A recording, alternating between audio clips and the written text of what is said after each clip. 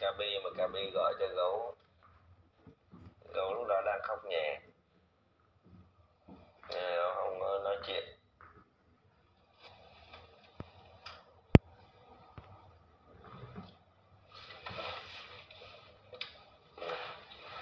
Đang lái xe này.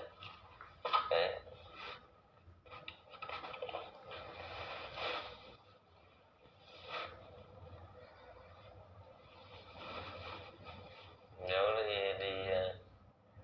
Nếu đi theo ba Gấu, nếu đi theo ba Gấu mệt quá, nếu khóc.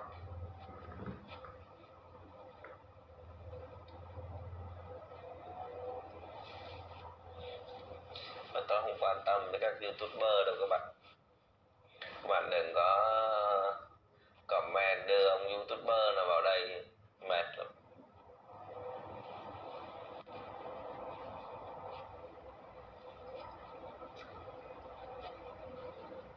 Ví dụ như các bạn có thể nhắc về ông Xuân Lam với tư cách là bạn bè của tôi, ok, nói chuyện vui vẻ tí xíu. Còn tôi sẽ không nói về những câu chuyện mà ông Xuân Lam nói, không có nói về cái chuyện đó. Rồi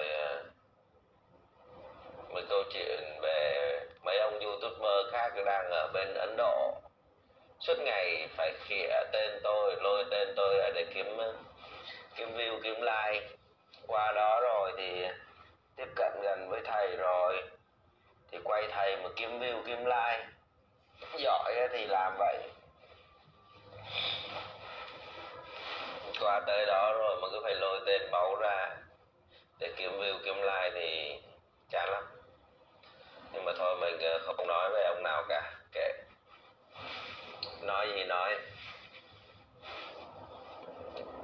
cứ nói đi rồi hồi nói nhiều quá là bắt đầu ngạo mạn là sẽ bị sơ hở.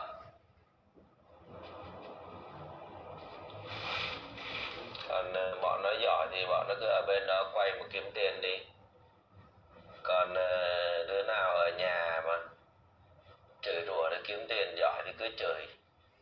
Ở bên đó chửi kiếm tiền được, giỏi thì cứ chửi.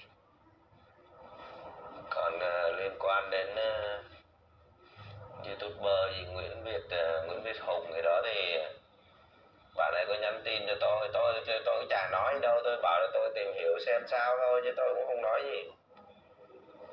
Thì bạn này có nhắn tin cho tôi thì tôi bảo không sao.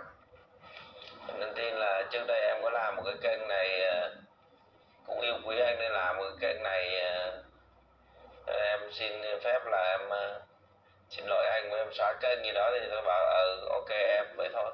Nói chung chuyện nó không có gì vấn đề lớn các bạn.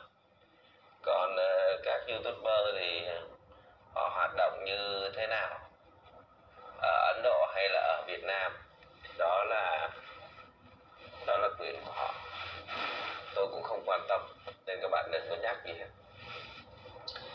Còn những ông YouTuber khác như ông Xuân Lam, ông là bạn tôi thì ông vẫn nói chuyện bình thường với tôi.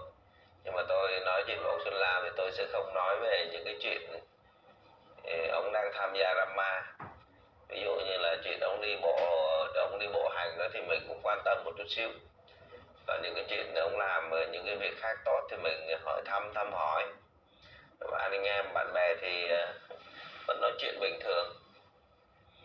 Còn những người mà tôi không tiếp cận nữa, không tiếp xúc nữa thì coi như là không quan tâm nữa, đơn giản là như vậy thôi. Nên các bạn cũng đừng có đề cập tới. Còn như Thành thì Thành và tôi đang làm một số cái dự án. Tôi với Thành cùng đi bán đất, rồi cùng làm cái dự án về một cái thương hiệu mới thì chúng tôi cùng làm với nhau.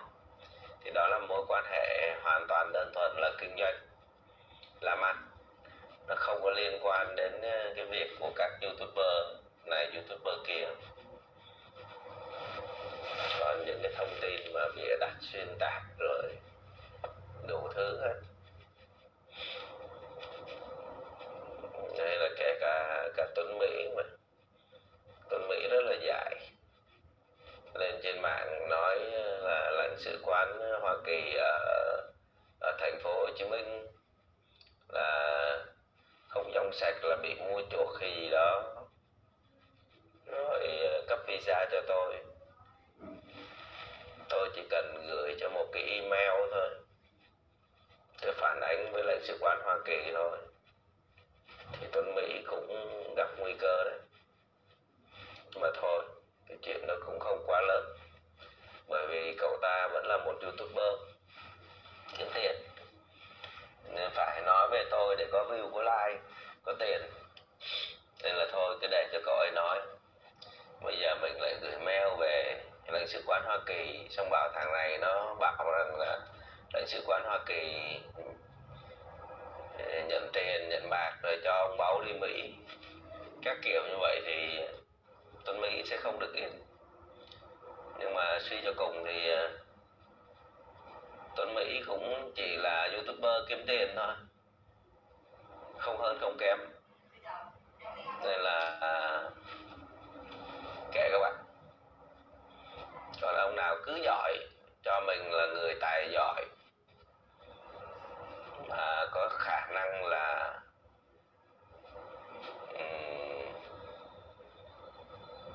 phân tích rồi nắm bắt rồi thao túng rồi đủ kiểu hết, thì các ông đừng nhắc tên tôi, mà các ông kiếm được tiền thì các ông hay, các ông đi quay hình của đoạn bộ hành, hay các ông tự nói tự phân tích, các ông tự đấu đá lẫn nhau mà các ông kiếm được view thì các ông hay. Còn các ông vẫn sử dụng tên của tôi thì các ông kiếm tiền thì chưa giỏi được, chưa hay được. Nên là có nói hay cỡ nào mà cứ phải nhắc đến tên tôi rồi lấy hình ảnh của tôi đưa lên thumbnail tùm lum ấy. Nội dung chả có gì liên quan đến tôi cũng phải đưa cái mặt tôi lên trên thumbnail của các ông, xong rồi đăng tin mấy tin giật gật, chả giải quyết cái gì. Thì cái đấy thì chưa giỏi được, nhưng mà nó cũng không có gì là quan trọng các bạn. Trong việc tôi bây giờ là tôi cứ cái gì tôi đang làm thì tôi sẽ làm thôi.